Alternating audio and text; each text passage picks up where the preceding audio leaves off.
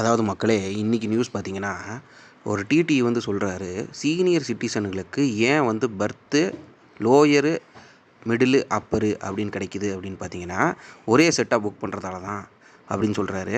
இதை ஹேக் பண்ணுறதுக்கு என்ன வழி அப்படின்னு கேட்டிங்கன்னா, தனித்தனியாக டிக்கெட் புக் பண்ணிங்கன்னா சீனியர் சிட்டிசனுக்கு இருக்கிற ப்ரொஃபைலுக்கு 2 பேருக்குமே லோயர் பர்த் கிடைக்கிறதுக்கான அதிக வாய்ப்பு இருக்குது அப்படின்னு சொல்கிறாரு.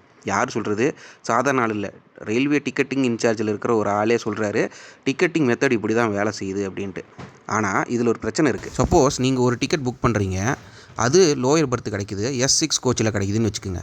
அடுத்த டிக்கெட் புக் பண்ணால் அதே S6ல் அடுத்த லோயர் பர்த்தே கிடைக்கணும்னு அவசியம் இல்லை. அது S7 கோச்சிலையோ S8 கோச்சிலையோ ஒரு லோயர் பர்த் கிடைக்கும். இப்போ நீங்கள் ட்ரெயின் ஏறும்போது என்ன பிரச்சனை அப்படின்னா, அவங்க ஒரு கோச்சில் ஏறுவாங்க, நீங்கள் ஒரு கோச்சில் ஏற வேண்டியிருக்கும். யாராவது ஒருத்தர் மாற்றி மாற்றி அங்கே இருக்கிறவங்ககிட்ட பக்கத்தில் இருக்கிறவங்ககிட்ட கெஞ்ச வேண்டியது இருக்கும். தயவு செஞ்சு இந்த சீட்டை நீங்கள் எடுத்துக்கிறீங்களா, என் ஒய்ஃப் இங்கே இருக்காங்க, அவங்களுக்கு உடம்பு சரியில்லை அப்படின்னு ஒரு கதை சொல்லி அவங்கள அங்கேருந்து இங்கே மூவ் பண்ணணும். அதே நேரத்தில் ட்ரெயினில் ப்ரெக்னென்ட் லேடிஸு, உடல் ஊனமுற்றோர், அப்புறம் சின்ன குழந்தைகளே இருந்தாங்கன்னா அவங்கள வந்து வேறு சீட்டுக்கு போங்கன்னு நம்ம மனசாட்சி தொட்டு சொல்லவே முடியாது. இது வந்து குயிக் ஹேக்குன்னு போட்டிருக்காங்க. இது எப்படி குயிக் ஹேக்கு அப்படின்னு கேட்டிங்கன்னா, வயசான ஆண்களோ இல்லை பெண்களோ குரூப்பாக போகிறாங்கன்னா இது ஹேக்கு. தனித்தனியாக போகிறாங்க, கப்புள்ஸாக போகிறாங்க அப்படின்னா இது ஹேக்கு கிடையாது. நமக்கு நம்மளே வச்சுக்கிற வேட்டு, அவ்வளோதான்.